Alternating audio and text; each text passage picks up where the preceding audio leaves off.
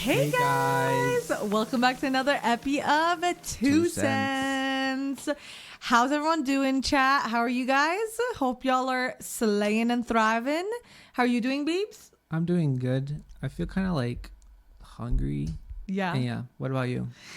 Me too. I feel like I'm like dizzy. I think because it's so bloody hot in here. But yeah, I'm very hungry too, guys. It's time for our dinner time. Just kidding.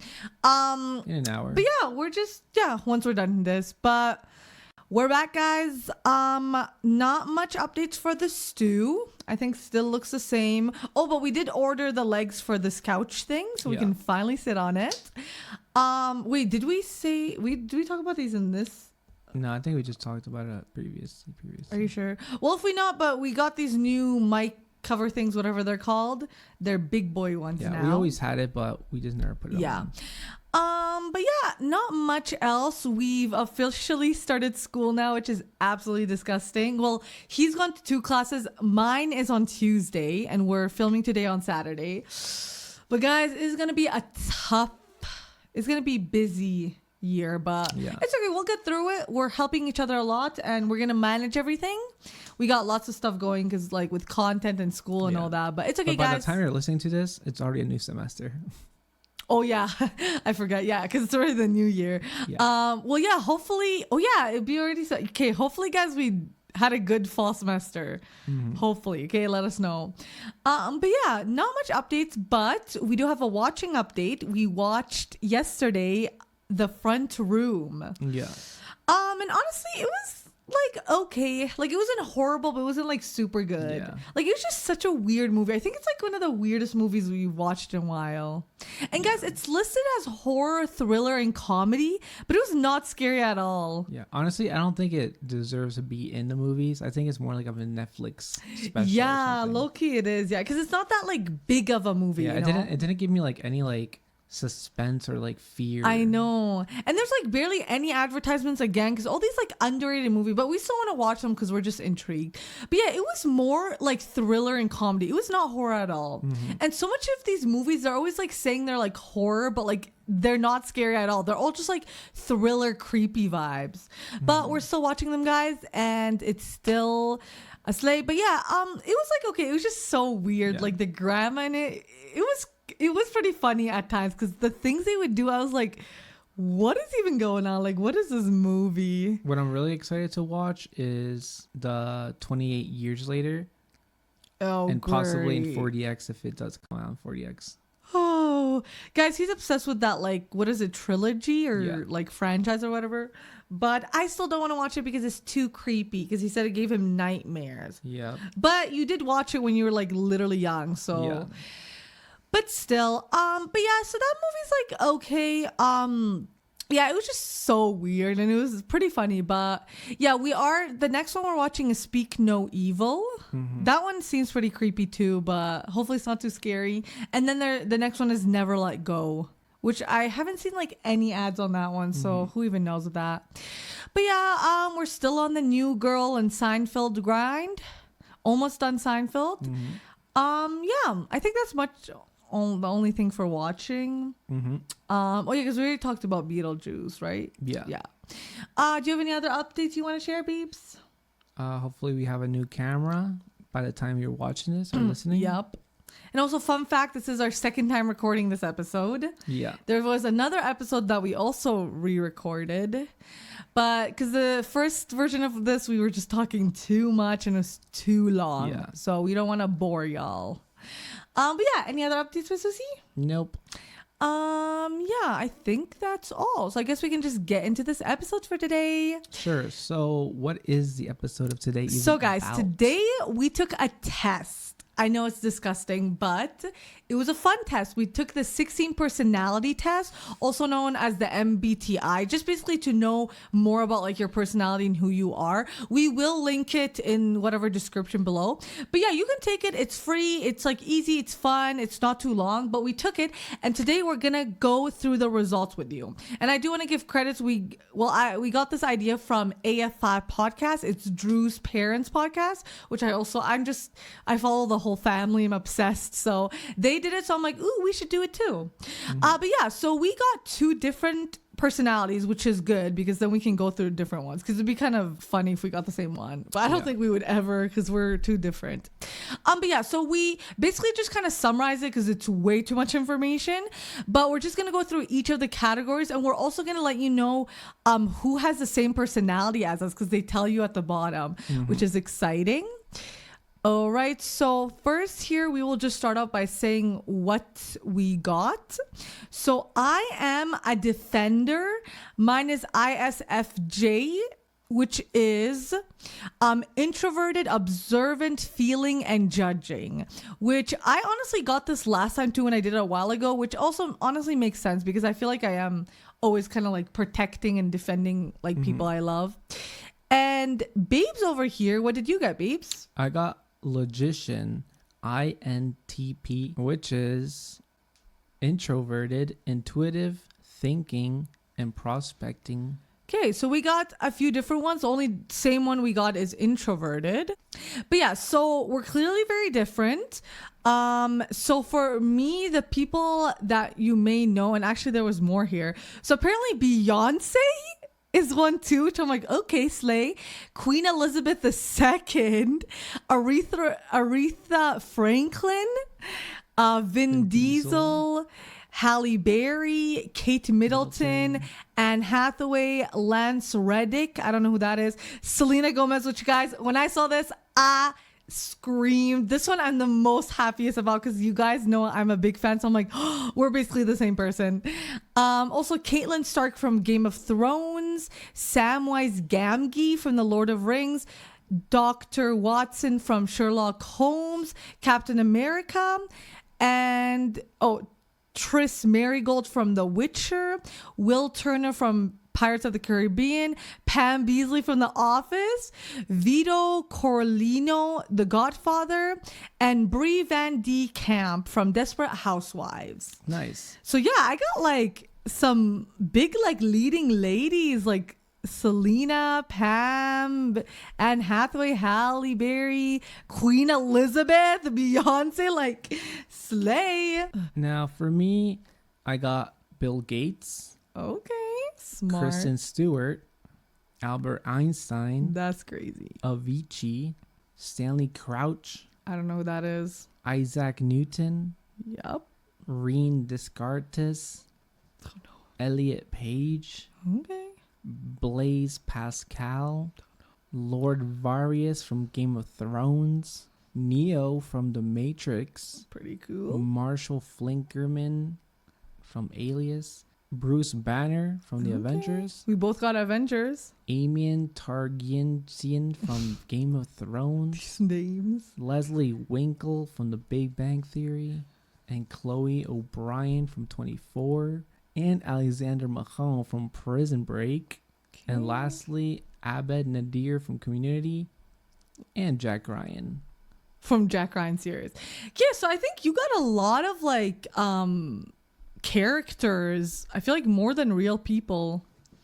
But guys, his is pretty cool. We both got Avengers. He got Neo from The Matrix. You got freaking Isaac Newton and Albert Einstein and Bill Gates. So his is very like geniuses creating stuff. Yeah. So slay, we love that. So for mine, they say defenders are warm, unassuming, responsible. They're known for attention to practical details. They're efficient, loyal, and devoted to helping others without seeking recognition, which is pretty accurate for me. Mm-hmm. So we are hardworking and deeply committed to the well-being of those around us. We meet deadlines, remember special occasions, and always supporting people. And we have sensitivity and strong analytical skills. I don't know about that one. I don't think I really do.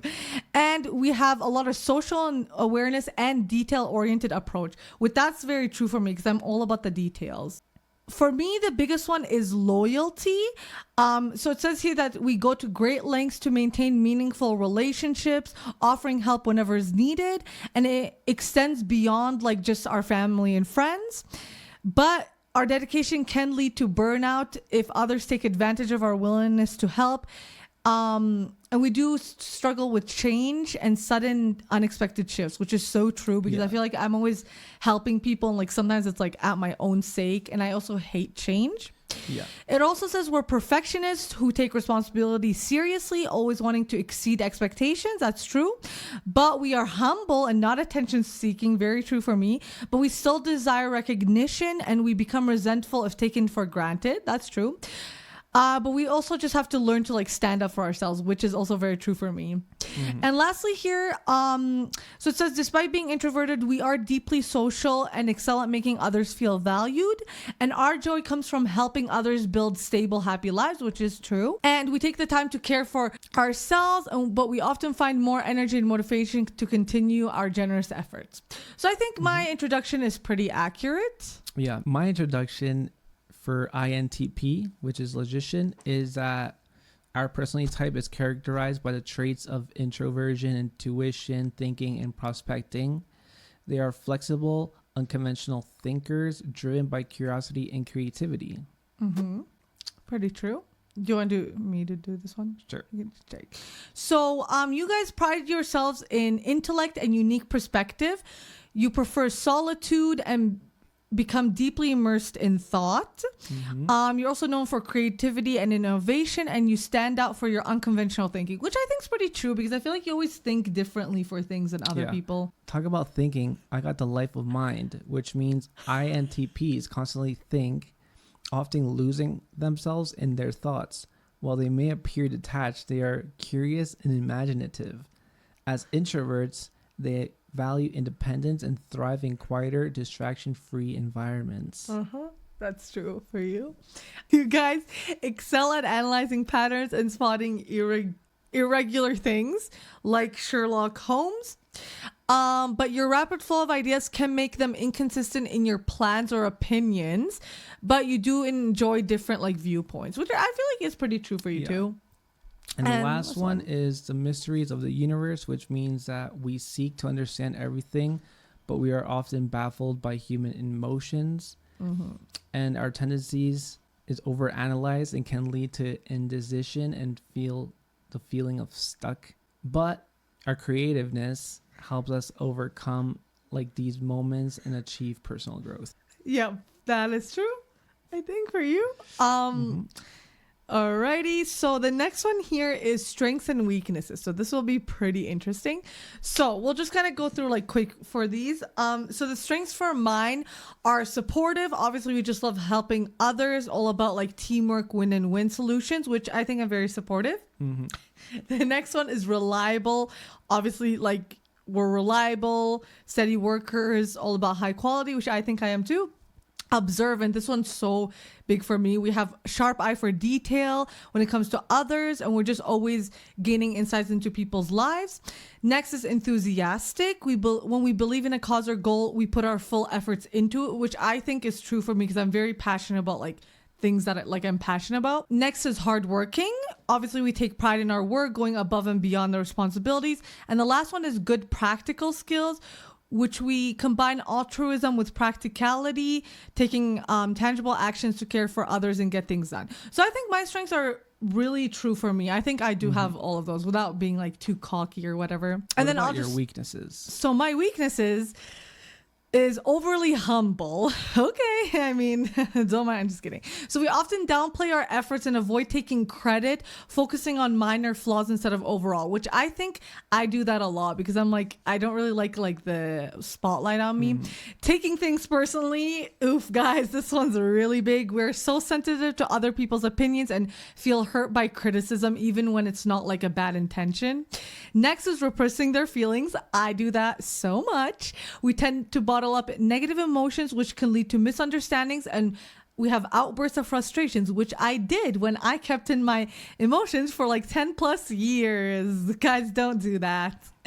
We're also reluctant to change, which is so true for me. We value tradition, we struggle with change, and we try to like resist it. Guys, I literally hate change so much, like any type. And last, it's too altruistic. So we have a very generous nature, which makes us vulnerable to being taken advantage of, which is also not trying to be like all cocky and everything, but I I think I am very like generous, and people have taken advantage of my like kindness a lot of times in the past. Yep. So guys, unfortunately, this read me really well. It's very true for me. Okay, now let's see if yours are true. Now, my strengths are analytical. We excel at analyzing and identifying patterns that others might overlook. Mm-hmm. Yeah. We're original. Our imagination helps us generate creative and innovative ideas, even not all are practical. Mm-hmm. I think you're very original, babes. We're open-minded because we're always curious and willing to change our perspective on various topics, including politics, religion, and philosophy. Yeah, I think you are too. And talk about that. We're curious. Mm-hmm. And we're passionate about learning, diving deep into new topics and interests. Next one is honesty, which we value the truth, and we're dedicated to uncovering what's real, often challenging biases and misinformation. Yeah, I think, would you say all of yours is accurate? Yeah. Yeah. So now what's your weaknesses? Now, weaknesses apparently says we're disconnected. Okay. So we become lost in our thoughts and we feel disconnected from conversations and social settings. I think that is true for you sometimes. Another one is that we're insensitive, which prioritizes rationality and may neglect emotional and social values, unintentionally appearing insensitive.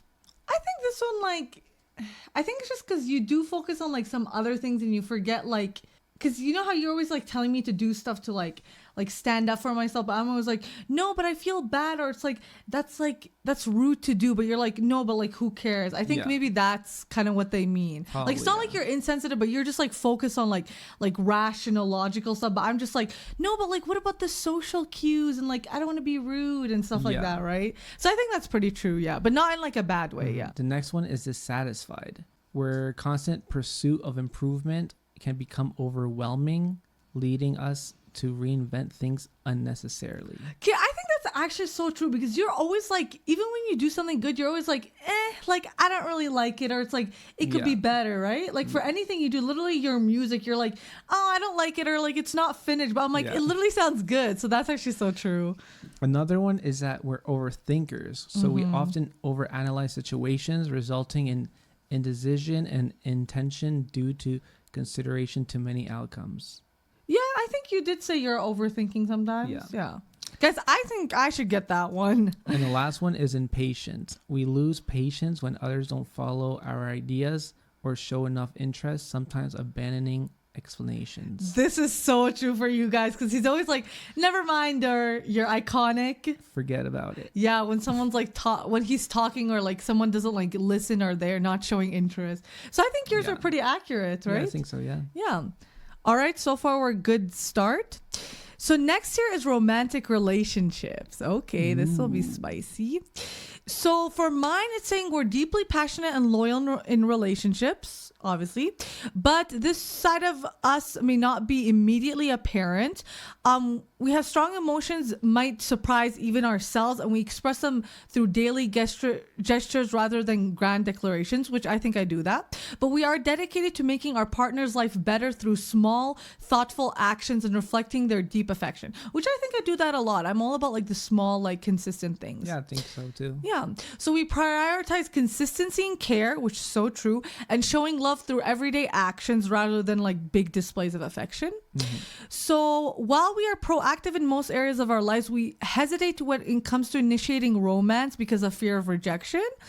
So we prefer long-term commitment over short-term, which is really true for me. And we like to devote ourselves to our partner.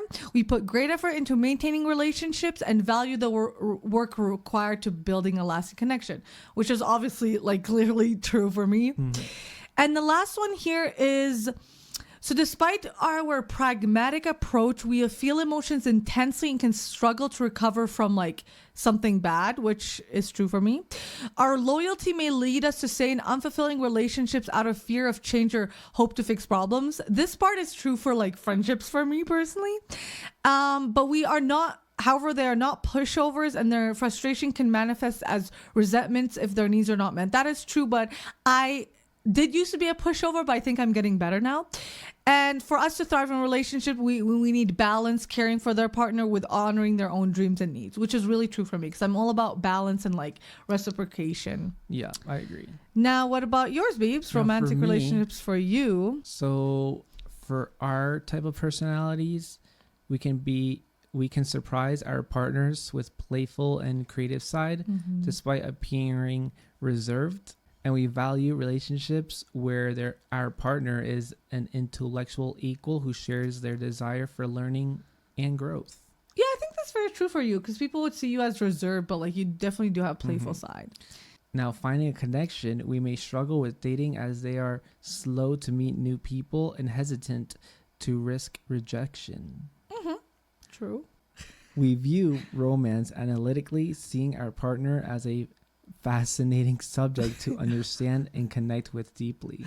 That's so funny. Well, do you think that part is true? That I don't think the subject part, like that puts it like as if you're a test subject. Yeah, like a sign. Yeah. But I think that the first one's true. And here I can read the second one, please. Okay. So for the genuine connection, you guys approach relationships uniquely, moving at your own pace and being direct from the start, which you did with me.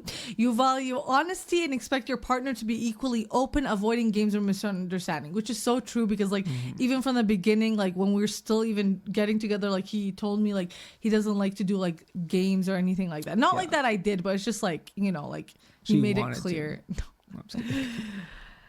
Now, for daily needs, we do not prioritize traditional romantic gestures like gifts or elaborate dates. We need to put an extra effort into expressing affection in ways our partners appreciates, using our creativity to make our partners feel valued. Yeah, I think that's true, but like you do still like dates and gifts and stuff. But yeah, the second part is true though.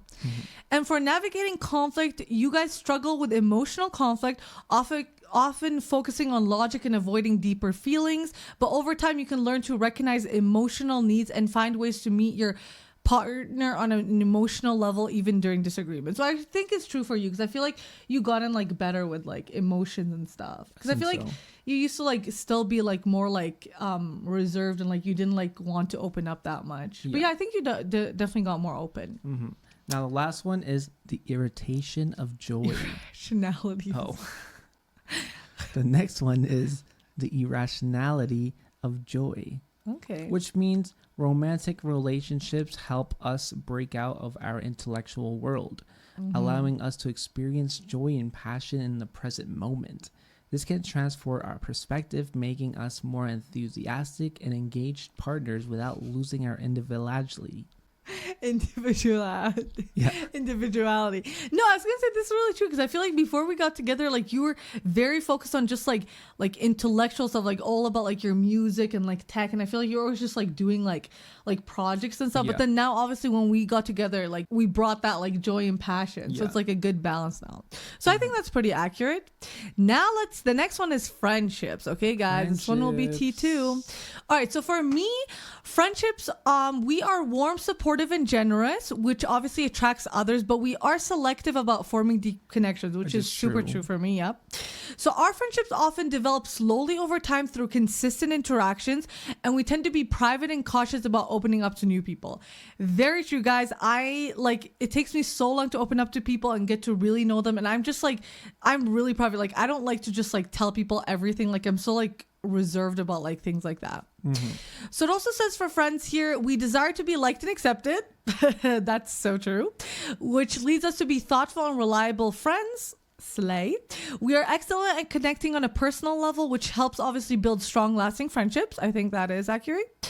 But our fear of rejection can sometimes lead to people-pleasing behaviors, making us reluctant to express unpopular opinions or confront our friends. Which this was also me, guys. I am still people pleaser, but I'm getting better also. Like I used to be such a big one in the past, but I'm trying to be less. Her. Yeah. For seeking balance, we're deeply committed to supporting our friends who are always ready to offer help and advice, which I'm literally like, I always tell them I'm like always here for you. We find purpose in being there for our friends and can overcome their avoidance of conflict to do defend their closest friends. That's super true. But in return, we obviously value loyalty and respect, but may struggle to ask for appreciation or help. That is so true, because I never like would ask for help or anything, or like never asked to be like, you know, like get appreciation, because I was just too scared of that. And lastly, an inspired bond. So we hold idealistic vision of selflessness in friendship, but over time we learn to balance our own needs with those of our friends. This allows us to fully embrace our gifts and enjoy deep, meaningful friendships. This one I still have to work on, because I've always had a problem with like balancing my own needs with other people, because I always put other people's first. But I think I'm getting better. But these are very true, but I feel like these are just like things I also need to work on, but hopefully this will be the goal for me. Now for you. Now for me, it's quite short. So for us, we value companionship and support from friends, but especially prize intellectual depth. Our connections can be surprising as they seem distant, but quickly bond on those who meet our intellectual standards. I think that's true, because like once you like bond with someone, it's like, yeah, like we know what to talk about. And and sometimes it doesn't seem like you would, but like you did. Yeah. So the next one is choosy or selective. So it says that they enjoy their own thoughts and they don't seek out friends just for socializing. So when they do open up, they can be imaginative and lively, with a preference for friends who share their passion for ideas and challenges. Yeah, again, it's just all about like the like thought and the depth, and you can actually like connect with them, which I think is true for you. Now, we seek friendships that revolve around knowledge, ideas, and intellectual conversations. We respect friends who challenge our assumptions, through those who can't keep up may feel left out. Our small circle of friends tend to have deep, thoughtful, provoking exchanges. I mean, I feel like this is true, but like him with his friends, he's always like joking around so much. Like I feel like half the time you guys are just joking around, right? Like when you're just like talking about it. But you guys do sometimes like talk about things too, though. And the last one here, the meaning of friendship. So for them, they are great at offering logical solutions to friends' problems, but they struggle with emotional support. I feel like that's so true for you, because you're always about like logical stuff. They learn that sometimes friends need presence more than advice, and they value their friendships deeply, offering unique perspectives and encouraging friends to embrace their individuality, which I think is really true for you. Next here we have parenthood. So obviously this one is like what will be like in the future. So for me, it says we will be devoted and responsible parents, seeing parenthood as a calling rather than just a role, which true. We bring dedication, reliability, and consistency into our parenting, aiming to provide a stable foundation for our children to go into capable, successful, and happy individuals. Very true.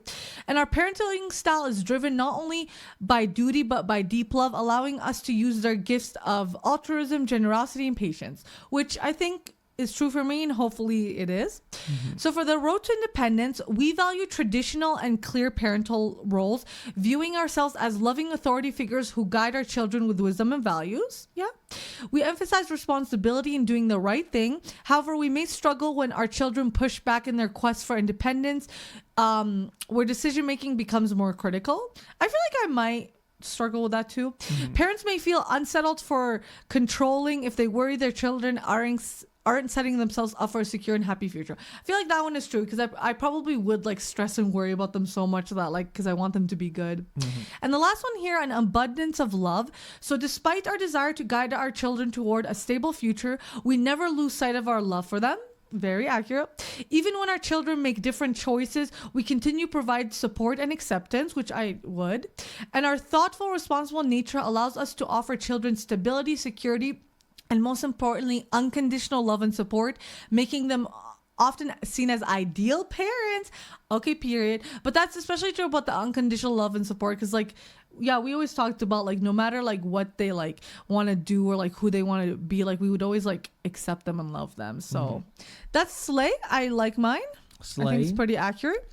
Now let's see your parenthood future. Now for my parenthood future, our type of parents face the challenge of understanding our children's emotion, irrational nature, but find parenthood meaningful. We encourage independent thinking, curiosity, and open expression of ideas. which I think it's pretty accurate. Goes well with yours because yours says that you don't have that. Yeah. So I think we could be balanced. Yeah. So for the next one here, so your guys' parents would not overly concerned with social expectations or traditional life paths, which is very true. You would allow your children to form their own principles while expecting them to be self-motivated and independent in pursuing their goals, which I think you would do because you're already like not into like all this like traditional societal stuff. Now the next one is a gift of freedom. We encourage our children intellectual growth, fostering curiosity and independence. We value exploration and prefer open-minded questions to direct answers. Though they understand that the need of guidance and boundaries. Yeah, pretty true. What's wrong with you? I read that. Open-ended. So cute. So for the next one here, it says emotional support and setting rules can be difficult for you guys, but you strive to empower your children to be self-sufficient. You work to balance freedom with structure, expressing affection and providing a foundation of love, support, and guidance, which I think you would do too. Yeah, have the good balance. And in conclusion, our parenting style, we aim to raise smart, independent children by teaching both rationality and empathy, helping them grow into confident adults capable of thinking critically and caring for themselves. Yeah. Do you think yours is pretty accurate? Yeah. Yeah, I think it is. All right. So far, a good start. Next one is career paths. All right. Let's see what we're supposed to be, guys. So for mine, our approach with careers is same commitment and diligence we show in other aspects of life, which is true for me. We often becoming the backbone of our workplace. We are reliable, hardworking, and dedicated to completing tasks thoroughly with strong desire to help others, making us invaluable in many professions, which is true. I feel like this clearly is just the same across like everything. So for us, we thrive in supportive roles, preferring collaborative and team-oriented workspaces over competitive ones, which is very true because I'm very supportive in everything and I don't like competitions because I'm not competitive at all. So I'd rather like team stuff. We enjoy facilitating others' growth and progress, making careers in teaching, therapy, medicine, and social work fulfilling for them. So out of all those, the only one I would actually choose is therapy because that was one of my options, but I'm like, I don't know if I can handle like so much people's problems. Like I would just like be so like invested in it and I would just feel so bad for everyone. Like I don't think I would be able to like live. It'd be too much. And our ability to stay attuned to people's needs enhances our effectiveness in these roles. Slay. So we excel in detail-oriented fields, obviously. So this one's saying like law, accounting, and data analysis. So for those, I would only do law because that was also one of my options. But I'm like, you know what? It's too much reading. I don't think I could actually do it. While maintaining focus on the human impact of our work, we rarely seek recognition, but we often advance through structured hierarchies, trusting our contributions will be noticed, which I do that too because I'm like I'm just trusting that they'll actually see it. And when we take on management roles, we are people-oriented nature and help to build cohesive, productive teams, which I think I will be very people-oriented and like focusing on that. And lastly, so because of our loyalty, we struggle to leave an employer even when dissatisfied. That's very true, guys, because I've stayed with my jobs for many years. When place environments that appreciate our strengths, we use our determination, precision, and altruism to make a significant positive impact. I think that's very accurate for me, except the job things. The only most ones I would do is law or therapy, but I still wouldn't do those. Now let's see your career path. May struggle to even find careers that suit our unique, eccentric nature. However, with creative and innovation, we can thrive in roles that utilize our strengths and such as problem solving or original thinking. So the next one, he says, you guys are drawn to exploring theories and ideas. You're drawn to exploring theories and ideas. You excel in fields like mathematics, research, and abstract sciences. Do you think you would do any of those? If I was smart in mathematics, sure. Hobbies. Where you can work independently and flexible. Sorry, Mrs. O. You also thrive in creative roles like engineering and technology or any job that allows for innovation. Would you do those? I would do those. Now onto a deeper motivation. Our type of people aren't driven by conventional workplaces goals like impressing others or getting promotions. We're often motivated by curiosity, and own high standards. However, we may neglect routine tasks in favor of more intellectual engaging projects. I think that's pretty true because you don't I feel like you wouldn't really be impressed with that stuff, and I feel like you don't really like doing routine stuff. You want stuff that's more engaging, even in his own personal stuff. So for your working preferences, you dislike rigid, structured environments and prefer working independently without much oversight. Do you think that's pretty true? I think so. So laboratories or self-employment as consultants and freelancers are often a good match, which gives you freedom. All right. Do you think you would agree with that? Yeah, I agree. Now, lastly, social cues. Although our types may avoid people-orienting roles, our ability can help us succeed in such positions by forcing on problem solving and innovation. Focusing. While we may downplay our social skills, collaborating is often key to achieving success in any career. Yeah, I think it's just saying you don't focus on people stuff, but you can still talk to people by just focusing on the problems and trying to find solution, which I feel like that is for you. The next one is workplace habits. So we're still on the work stuff. So for me, we prioritize service and dedication in the workplace, focusing on listening to concerns and finding practical solutions. Very true. So we thrive on creating win-win situations and take great satisfaction in resolving day-to-day challenges. That's true. I love solving things. So as employees, we are humble and dedicated, period. We value in the satisfaction of helping others over recognition. However, our humility may prevent us from receiving promotions if we don't take credit for our work. I feel like I would do that too, because I'd be trying to be so modest that I wouldn't even get it.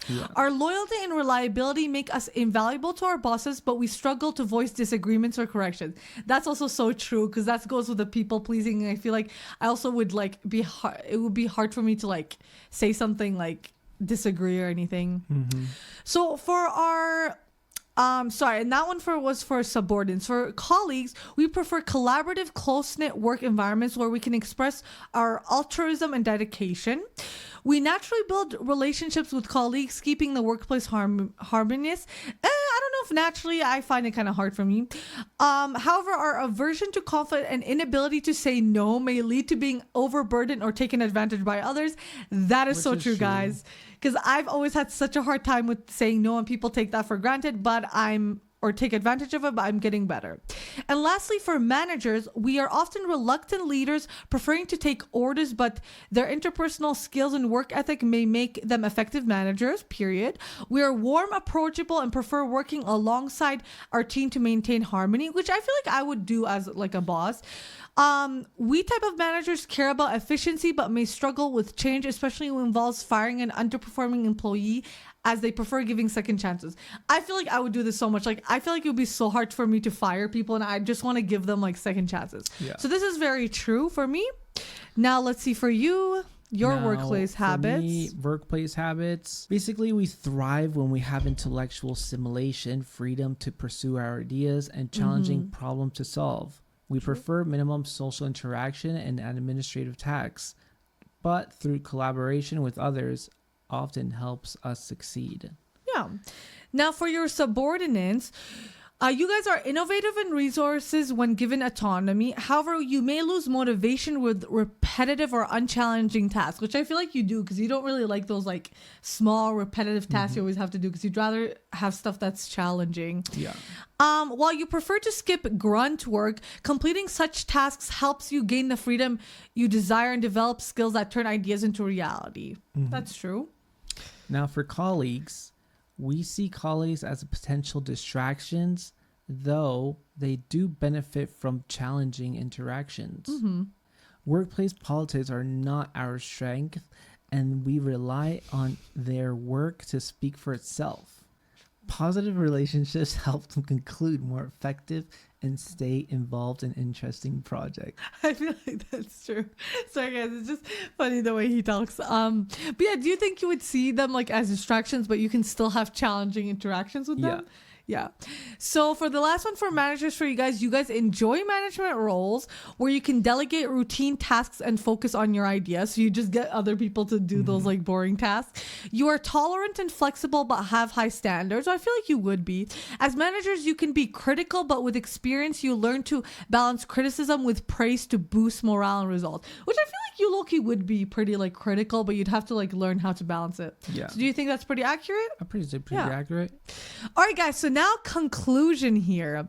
So for the conclusion for me, it just obviously highlights the complexity of our personality, which obviously emphasizing caring, loyal, and devoted nature, which we love. Yeah. So that's basically what it's saying here. And then we can also say there is a little insight of the day for me is that defenders are the least likely personality type to enjoy being involved in controversy, which is pretty true for me because like I feel like that would be one of my biggest fears. Like I would hate to be any type of scandal or something that like says something bad about me, because I already hate when people are just like mad at me. So I'm like, I literally would hate that.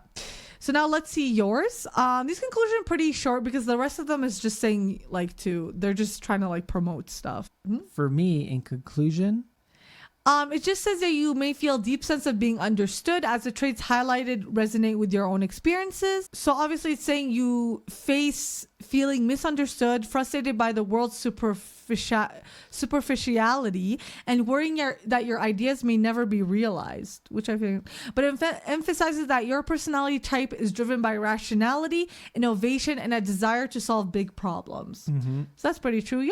Yeah, and then the rest is just them promoting stuff. And then for your insight of the day, you want to read that? For my insight of the day, says logicians are the least likely personality type to initiate the official start to a relationship.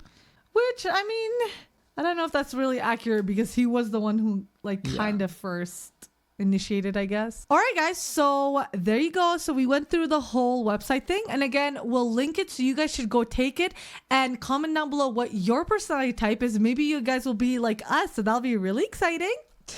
But yeah, remember, I'm the defender and he's the logician. So let us know what you guys get. And guys, this is a super fun test. Like you can do it with friends, like your partner, your siblings, your family. And you guys can just like compare and see like what you have difference. Yeah. And it's really fun because it also tells you the percentage of how much you have. But like we can't pull that up. So it's okay. But yeah, we hope you guys enjoyed that. You guys got to know us a bit more of how our personality type is. And clearly it was pretty accurate, so we actually are like that. Hopefully you guys will believe that.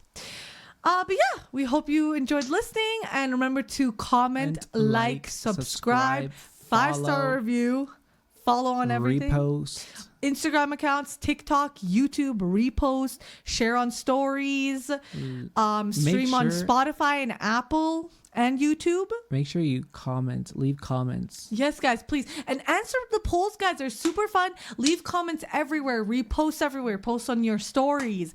And remember, share. Yes. And also, if you're listening to this right now, like the latest episode, take a listen to the previous episodes. They're super fun. And yes, please, guys. Catch up.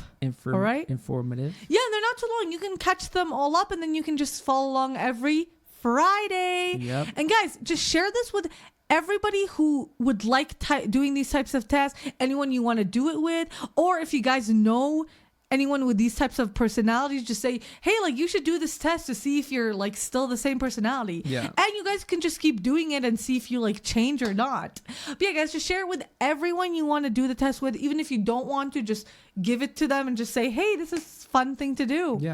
Yeah, just whatever, group projects, classrooms, just share it with everybody. Your classmates, projects, friends, siblings, family, everybody in the entire world. And if you don't know any of our like ads or whatever, simply go to Linktree/2cent Studios. Yes. And all our information is there. Everything's there, guys. Just a click away. Yep. Easy peasy, lemon squeezy. Just kidding, guys. But yeah, we hope you liked getting to know us some more. And we enjoyed this too because we felt more like understood, and we kind of got to like really grasp who like we are and like what type of personality we are. So it's pretty fun to know that. But yeah, guys, we really hope you enjoyed, and yeah, just share it with everyone, and we'll see you in the next epi. Bye.